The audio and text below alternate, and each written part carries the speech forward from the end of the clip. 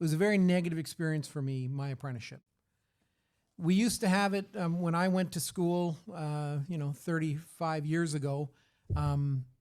It would be 2 months on at school and then 2 months at the shop. But now we've transitioned away from that, and it's basically, is it standard that it's 1 day a week? I will just call it out there that I think during the pandemic we had the most issue with these apprentices because everything went online, and like, you now have a gap of like where the level 1, 2, and 3s were learning online, right? And Right. doing labs online. And so we're still, I think, I speak as if I still had the shop, but I think it's going to take some time for that cohort to come in, and it's a different type of training. You got to give them a different type of support, just different experience. I didn't stay in touch, and when I got back, I felt like an outsider, and they treated me like an outsider. It was a very negative experience for me, my apprenticeship, which is why I try to instill with my apprentices, having understanding, caring, and looking after them,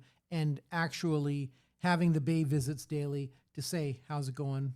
Any issues, any problems, any concerns, and talk about what they learned that week in school. As having a disconnect is just, it's terrible. We're not saying that you're going to learn how to be, you don't learn how to be a technician at school, right? That's the whole point of an apprenticeship, right?